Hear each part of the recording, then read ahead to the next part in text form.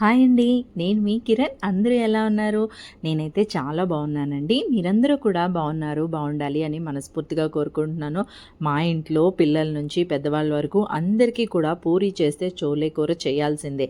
అదేనండి, కాబూలీ శనగల కూర చేయాల్సిందే. బట్ ఈసారి కొంచెం డిఫరెంట్గా చోలేతో చిక్ పీ పులావ్ చేశాను.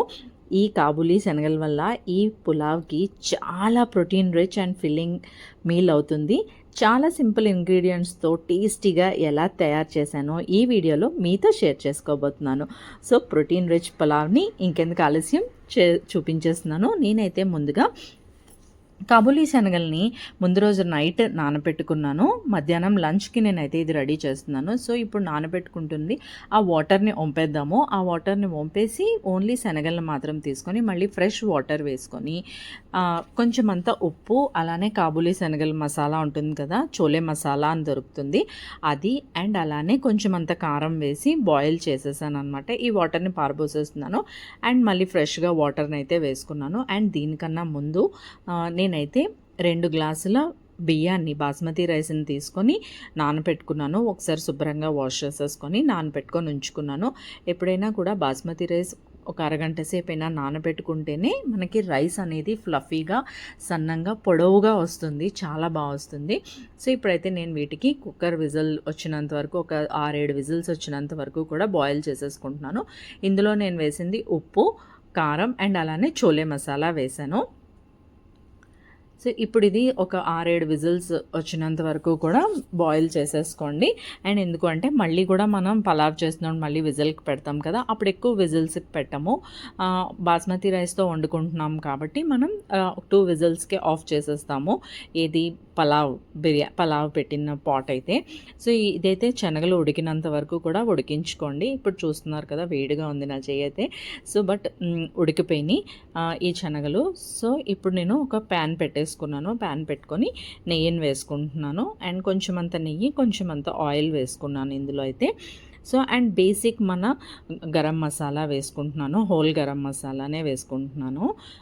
ఎక్కువ స్పైసీగా, ఎండాకాలం కదా, ఎక్కువ స్పైసీగా తిన్నా కూడా డైజెషన్ అవ్వలేనట్టుగా అలా అనిపిస్తూ ఉంటుంది. సో అందుకని చెప్పి నేను చాలా తక్కువ మసాలాతోనే చేస్తున్నాను అండ్ చాలా సింపుల్ ఇంగ్రీడియంట్స్, ఇంట్లో ఉన్న ఇంగ్రీడియంట్స్తోనే చేస్తున్నాను. సో ఇదైతే టమ్మీ ఫుల్గా ఉంటుంది. ఈ చిక్ పీస్ వల్ల, అదే కాబూలీ శనగల వల్ల మన టమ్మీ చాలా ఫిల్గా ఉంటుంది. అండ్ ఈ లంచ్లో ప్రోటీన్ రిచ్ లంచ్ అవుతుందన్నమాట.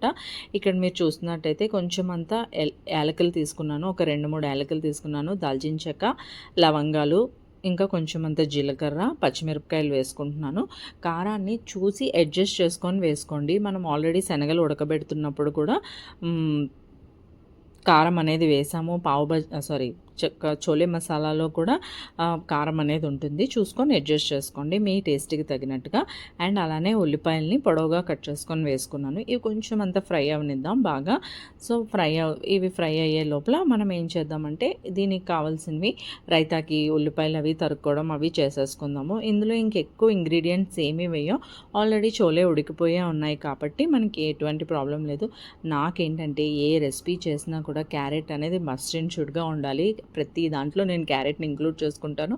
అది ఉప్మా అయినా సరే, బిర్యానీ అయినా సరే. వెజ్ బిర్యానీ చేస్తున్నాను, వెజ్ పలావ్ చేస్తున్నాను అంటే క్యారెట్ కంపల్సరీగా వేస్తాము. బట్ ఇలాంటివి recipes other than vegetable biryani, vegetable pulao కాకుండా లైక్ ఇలాంటి సింగిల్ పాట్ రెసిపీస్ ఏమైనా చేస్తున్నప్పుడు కూడా నేను ఈ క్యారెట్ అనేది ఇంక్లూడ్ చేస్తాను. లైక్ లాస్ట్ టైం కీన్వాతో మష్రూమ్ పలావ్ చేసినప్పుడు కూడా నేను క్యారెట్ని ఇంక్లూడ్ చేసుకున్నాను. సో అలా క్యారెట్ని ఇందులో కూడా నేను ఇంక్లూడ్ చేసుకుంటున్నాను. సో అంటే ఎలానో ఒకలాగా మనకి బ్యాలెన్స్డ్ మీల్ అనేది వెళ్ళాలి కదా, అందుకని చెప్పి నేను ఏదో ఒక వెజిటేబుల్ని కూడా చూస్ చేసుకుంటాను. సో ఇవి కొంచెం బాగా ఫ్రై అవనిద్దాము. ఇవి ఫ్రై అవుతూ ఉంటాయి కదా. సో చాలా సింపుల్ అండి. మీరు బాస్మతి రైస్తోనే చేసుకోవాలని ఏం లేదు, నార్మల్ సోనా మసూరి రైస్తో కూడా చేసుకోవచ్చు. మనం ఇంట్లో రెగ్యులర్గా యూజ్ చేసే సోనా మసూరి రైస్తో కూడా చేసుకోవచ్చు. అండ్ అలానే ఇది పలావ్ కాబట్టి నేను ఎక్కువ టొమాటోస్ అయితే వేయట్లేదు, హాఫ్ టొమాటోనే కట్ చేసి వేసాను ఇక్కడైతే. సో అవి కొంచెం ఫ్రై అయిపోతూ ఉంటాయి. ఈ లోపల మనం బాయిల్ చేసి ఉంచుకున్నాం కదా కాబూలీ శనగలు, వాటిల్ని కూడా వేసేద్దాం. టొమాటో అండ్ ఈ శనగలు 2 కూడా ఒక్కసారి ఫ్రై అయిపోతూ ఉంటాయి, ఒక్కసారి మగ్గుతాయి అన్నమాట. ఆఫీస్కి వెళ్ళే వాళ్ళు కానీ, స్కూల్ టీచర్స్ కానీ, పిల్లలకి లంచ్ బాక్సెస్లో కట్టడానికి కానీ ఇది చాలా సింపుల్ రెసిపీ. చాలా క్విక్గా అయిపోయే రెసిపీ అనమాట. మనం మీల్ ప్రెప్స్ చేసుకునేటప్పుడే ఈ శనగలు కనుక బాయిల్ చేసి ఫ్రిడ్జ్లో పెట్టేసుకుంటే ఇది చేయడం ఇంకా ఈజీ. హార్డ్లీ 10 మినిట్స్ పడుతుంది అంతే. స్కూల్కి కానీ ఆఫీసెస్ కానీ వెళ్ళే వాళ్ళైతే మార్నింగ్ లేవగానే రైస్ని నానబెట్టేసుకుంటే చాలు. ఆల్రెడీ బాయిల్ చేసి ఉంచుకుంటే కనుక నేను చెప్తున్నాను, మీల్ ప్రెప్స్ చేసుకుంటారు కదా, అలాంటప్పుడు ఈ శనగలు కనుక నానబెట్టుకొని ఉడకబెట్టేసుకొని ఫ్రిడ్జ్లో పెట్టుకొని ఉంచుకుంటే కనుక ఈ రెసిపీ ఇంకా క్విక్గా అయిపోతుంది. వితిన్ 10 మినిట్స్లో కుక్కర్లో పెట్టేసుకుంటే. సో ఇప్పుడైతే కాబూలీ శనగలు కూడా మగ్గుతున్నాయి అండ్ టొమాటో కూడా మగ్గిపోయింది.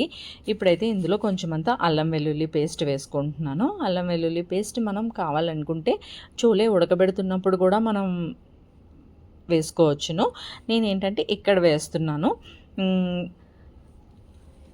ఇక్కడ వేసి బాగా కలుపుకోండి అల్లం వెల్లుల్లి పేస్ట్లో ఉన్న పచ్చివాసన పోయినంత వరకు. అండ్ అలానే నేను తీసుకున్న 2 గ్లాసెస్ ఆఫ్ రైస్కి నేను 3 గ్లాసెస్ ఆఫ్ వాటర్నే తీసుకుంటున్నాను. అండ్ అది కూడా చోలే ఉడకబెట్టుకొని ఉంచుకున్నాం కదా, ఆ వాటర్లోనే ఈ వాటర్ని కూడా నేనైతే ఇంక్లూడ్ చేసేసాను. అండ్ కొంచెం అంత కసూరి మెతి, నా దగ్గర పుదీనా కొత్తిమీర ఏమీ లేదు, సో అందుకని చెప్పి కాస్తంత కసూరి మెతి వేసాను. కసూరి మెతి వేయడం వల్ల మంచి ఫ్లేవర్ వస్తుంది పలావ్కి.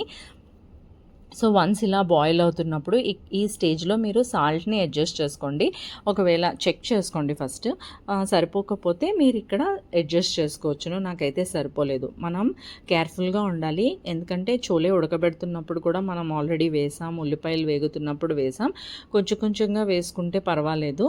అండ్ అలానే కొంచెం అంత లెమన్ జ్యూస్ని అయితే వేస్తున్నాను. లెమన్ జ్యూస్ వేయడం వల్ల ఏంటంటే మీరు ఏ పలావ్ అయినా చేయండి, ఏ బిర్యానీ అయినా చేయండి, ఇలా వాటర్ బాయిల్ అవుతున్నప్పుడు రైస్ వేయడం వల్ల నిమ్మరసం వేయడం వల్ల రైస్ అనేది అంటుకుని రాదనమాట, పొడి పొడిగా వస్తుంది రైస్ అనేది. చాలా బాగుంటుంది ఇది.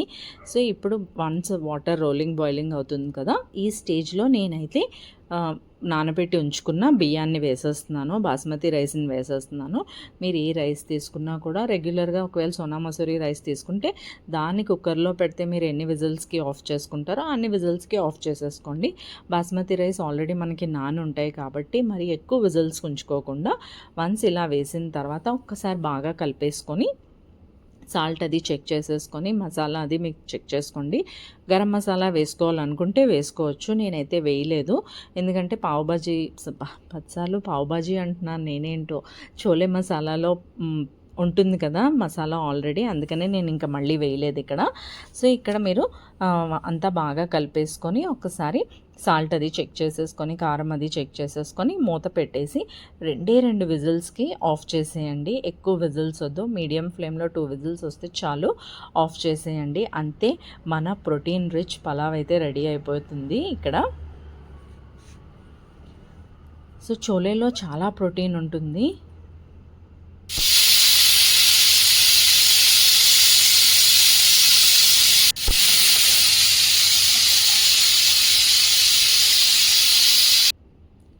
ఇంక ఇక్కడైతే నాకు 2 విజిల్స్ వచ్చేసినాయి. 2 విజిల్స్ వచ్చేసాక ఆఫ్ చేసాక మొత్తం ప్రెషర్ అంతా కంప్లీట్ అయినంత వరకు మీరు మూత తీయద్దు. మూత తీసిన తర్వాత కూడా వెంటనే గరిటె పెట్టి తిప్పేయకూడదు. కాసేపు అలా ఉంచితే రైస్ అనేది విచ్చుకుంటుంది అనమాట, ఫ్లవర్ లాగా, చాలా బాగుంటుంది. సో ఇప్పుడైతే నేను దీన్ని ప్లేట్లోకి సర్వ్ చేసేసుకుంటాను. సో చాలా పొడి పొడిగా, మా ఇంట్లో అందరికీ కూడా నచ్చింది చాలా బాగా. ఆల్రెడీ చోలే అంటే అందరికీ ఇష్టం. మా చిన్నోడైతే అసలు బిర్యానీలే తిండు, పలావ్లే తిండు, బట్ ఇదైతే కామ్గా తినేసాడు. నేనైతే దీన్ని రైతాతో తీసుకున్నాం అనమాట, తిన్నాం మేము. మా ఇంట్లో అందరికీ నచ్చింది, చాలా బాగుంది. తప్పకుండా ట్రై చేయండి. హోప్ మీ అందరికీ వీడియో కనుక నచ్చితే లైక్ చేయండి, మీ ఫ్రెండ్స్ అండ్ ఫ్యామిలీస్తో షేర్ చేయండి. ఛానల్ని ఇప్పటివరకు ఎవరైనా సబ్స్క్రైబ్ చేసుకోకపోతే సబ్స్క్రైబ్ చేసుకోండి. See you soon in the next vlog. Thank you so much for watching. Bye bye.